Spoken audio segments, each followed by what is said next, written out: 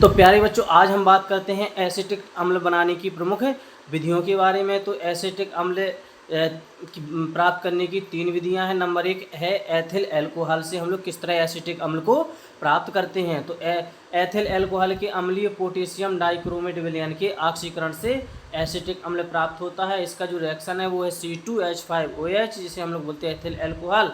किसकी उपस्थिति में रिएक्शन होगा? K2Cr2O7 plus H2SO4। K2Cr2O7 को हम लोग बोलते हैं पोटेशियम डाइक्रोमेट और H2SO4 को हम लोग बोलते हैं सल्फ्यूरिक अम्ल।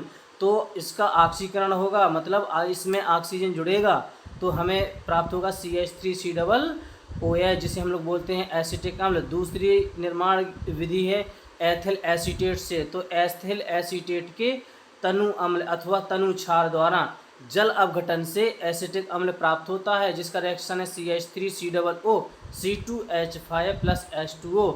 ये किसकी उपस्थिति में? H पॉजिटिव, यानी कि जल अपघटन, जल क्या होता है?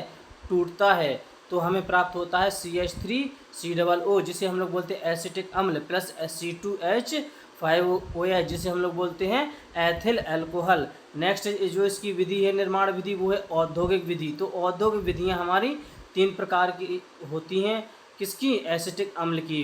पहले हम लोग फर्स्ट में हम लोग एसिटिलीन से एसिटिक अम्ल प्राप्त करते हैं। दूसरी में लकड़ी के भंजक आसवन से एसिटिक अम्ल प्राप्त करते हैं। तीसरा गन्ने के रस या एथिल अल्कोहल के किण्वन से हम लोग प्राप्त करते हैं। तो गन्ने के रस या एथिल अल्कोहल के किण्वन में एक जो बैक्टीरिया वातावरण में पाया जाता है उसे हम लोग बोलते हैं माइकोडर्मा एसिटी बैक्टीरिया। तो एथिल अल्कोहल C2H5OH किससे? ऑक्सीजन से O2 से रिएक्शन करता है। किसकी उपस्थिति में? माइकोडर्मा एसिटी बैक्टीरिया की उपस्थिति में, जो किसमें? वायुमंडल में पाया जाता है, और हमें प्राप्त हो जाता है CH3COOH, जिसे हम लोग बोलते हैं एसिटिक अम्ल, प्लस H2O, जिसे हम लोग बोलते हैं वाटर। Thank you.